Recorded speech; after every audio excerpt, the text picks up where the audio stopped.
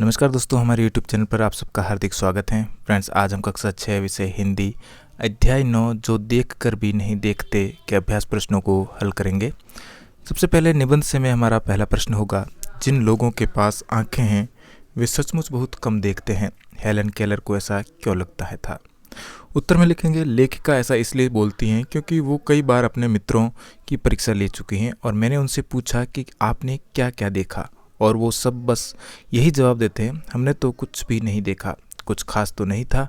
और मैं ये बात सुनकर बहुत थक गई थी। मुझे इनके एक जवाब सुनने की आदत हो गई, इसलिए मुझे विश्वास हो गया कि जिन लोगों के पास आंखें हैं वे सचमुच बहुत कम देखते हैं। प्रश्न नंबर 2, प्रकृति का जादू किसे कहा गया है? उत्तर में लिखेंगे, वसंत के दौरान टहनियों में नई कलियां उगती हैं। उस समय फूलों की पंखुड़ियों की अलग अलग घुमावदार बनावट महसूस करने में आनंद की प्राप्ति होती है। इसी आनंद की प्राप्ति को प्रकृति का जादू कहा गया है।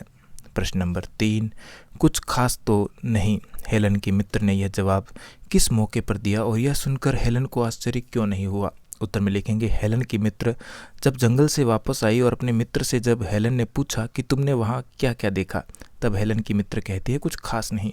यह सुनकर हेलन को आश्चर्य इसलिए हुआ क्योंकि आंखें होने के बाद भी लोग यही कहते हैं कि ज़्यादा कुछ नहीं।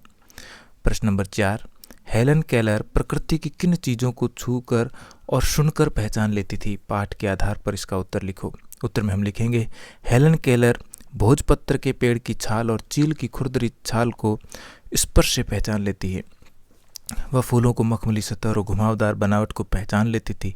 चिड़ियों के मधुर स्वर सुनकर भी वह पहचान लेती थी। प्रश्न नंबर 5, फ्रेंड्स, आगे बढ़े इससे पहले आपसे रिक्वेस्ट है कि आपने मेरे चैनल को अभी तक सब्सक्राइब नहीं किया है तो चैनल को सब्सक्राइब करके बेल आइकन को दबाएं ताकि मेरे आने वाले सारे वीडियो आप तक आसानी से पहुंच सके। तो चलिए प्रश्न नंबर 5 पर लौटते हैं। जबकि इस नियामत से जिंदगी को खुशियों के इंद्रधनुषी रंगों से हरा भरा किया जा सकता है, तुम्हारी नज़र में इसका क्या अर्थ हो सकता है? उत्तर में हम लिखेंगे, आंखें जीवन और दिल का आईना होती हैं। आँखों से हम जिंदगी की हर एक चीज़ को देख सकते हैं, उसे अनुभव कर सकते हैं। जिसकी आंखें नहीं होती वही यह दर्द अनुभव कर सकता है। आंखें हमारे जीवन में इंद्रधनुष की तरह रंग भरती हैं। आंखों से हमारा जीवन है। निबंध से आगे में पहला प्रश्न, आज तुमने अपने घर से आते हुए बारीकी से क्या क्या देखा और सुना? मित्रों के साथ सामूहिक चर्चा कीजिए। उत्तर में लिखेंगे, विद्यार्थी स्कूल से घर आते जाते चीज़ों को देखे सुने और अपने अनुभव को मित्रों से साझा करें। यानी कि आप विद्यार्थी अपने दोस्तों के साथ आते जाते हैं तो उनको विद्यार्थियों के साथ सामूहिक चर्चा करनी है आपको। प्रश्न नंबर 2, कान से न सुन पाने पर आसपास की दुनिया कैसी लगती होगी? इस पर टिप्पणी लिखो और कक्षा में पढ़कर सुनाओ। उत्तर में हम लिखेंगे, कान से न सुन पाने पर दुनिया अजीब सी लगती होगी। कान से न सुन पाने का तात्पर्य यह है कि हम हर चीज़ देख तो सकते हैं लेकिन उन चीज़ों को अनुभव नहीं कर सकते। अगर आपस में दो व्यक्ति बात कर रहे हैं, हंस रहे हैं, उनके साथ वो व्यक्ति हैं जिसे सुनता ना हो तो उसके मन में उनकी हर बात जाने की उत्तेजना होगी। उसकी खुशी देखकर उसे दुख होता होगा, काश मैं भी इनकी तरह बातें सुनकर जवाब दे पाता, इनकी तरह खुश हो पाता। अतः न सुन पाना जीवन के लिए दुखदायी है और अपने शरीर का एक अभिन्न अंग खोना सा लगता है। प्रश्न 3, तुम्हें किसी ऐसे व्यक्ति से मिलने का मौका मिले जिसे दिखाई न देता हो तो तुम उसे सुनकर, सूंघकर, चखकर, छूकर अनुभव की जाने वाली चीज़ों के संसार के विषय में क्या क्या प्रश्न कर सकते हो? लिखो।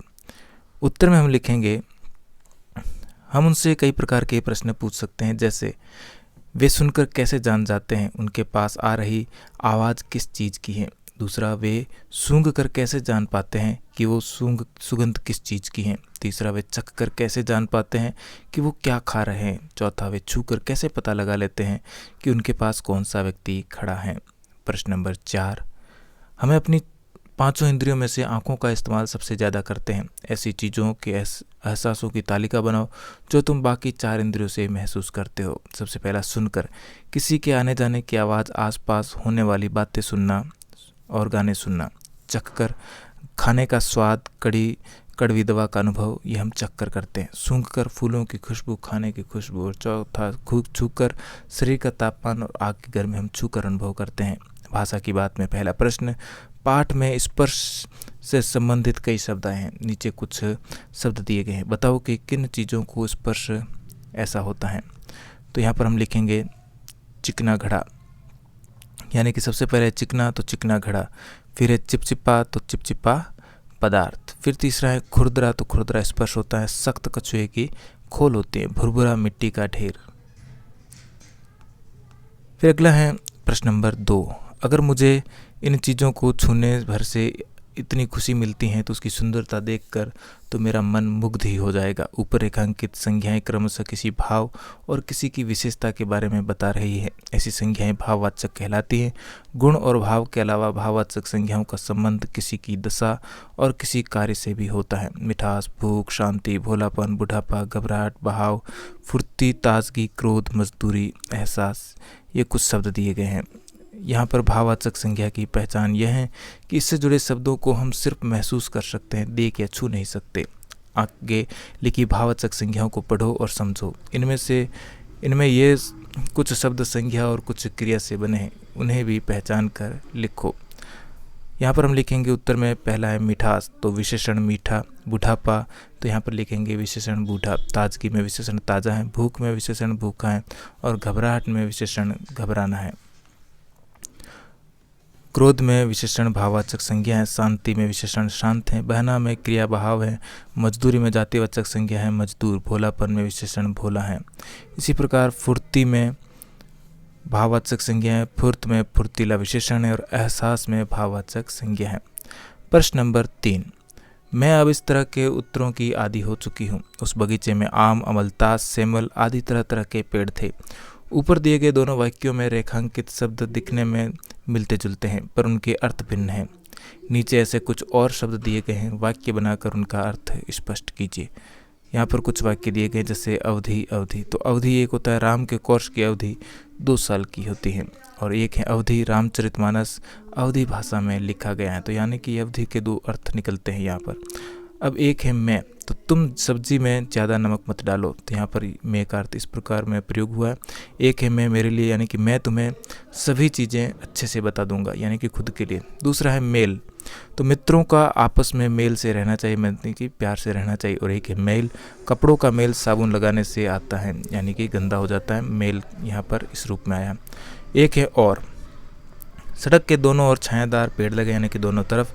और एक है और, यानी कि नेहा और अंशु दोनों बहनें हैं। इसी प्रकार एक शब्द है दीन, तो यानी कि आज दिन बड़ा सुहाना है। एक है दीन, यहाँ पर ये दीन इस प्रकार, ये मात्रा अलग है, छोटी मात्रा है। और बड़ी दीन वाली मात्रा का अर्थ होता है दिनों की सहायता करना, यानी कि गरीबों की सहायता करना। सील का अर्थ है सील पर मसाला पीसो। और एक है शील, यानी कि रमेश शील स्वभाव का व्यक्ति है। अब अनुमान और कल्पना में हमारा पहला प्रश्न, इस तस्वीर में तुम्हारी पहली नज़र कहाँ जाती है।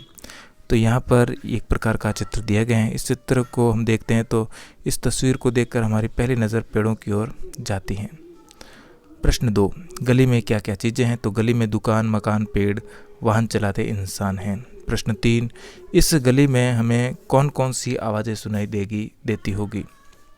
उत्तर में हम लिखेंगे सुबह के वक्त गली में दूध वालों, कबाड़ी वालों, मोटरसाइकिलों और रिक्शा और स्कूल जाते बच्चों की आवाज़ें सुनाई देती होगी। दोपहर में ज़्यादातर सबकी आपस में बात करने की आवाज़ सुनाई देती होगी।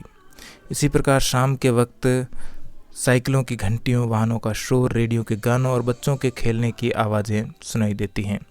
रात के समय आते जाते लोगों की आवाज़, कुत्तों के भौंकने की आवाज़, चौकीदार के जागते रहो और पुलिस के सायरन की आवाज़ सुनाई देती होगी।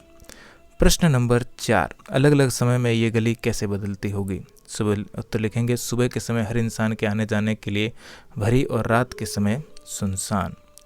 प्रश्न नंबर 5, ये तारें गली को कहाँ कहाँ से जोड़ती होगी। उत्तर में हम लिखेंगे बिजली की तारें गली को स्लाइड से जोड़ती होगी। फोन व टीवी की तारें भी होगी।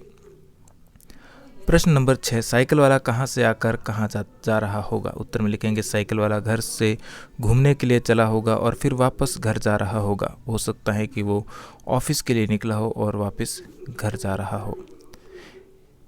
इसके साथ ही हमारा आज का पाठ यहीं पर समाप्त हुआ। वीडियो अच्छा लगा तो लाइक, शेयर और चैनल पर पहली बार आए तो चैनल को सब्सक्राइब जरूर करें। मिलते हैं इसी प्रकार के एक और वीडियो में। धन्यवाद।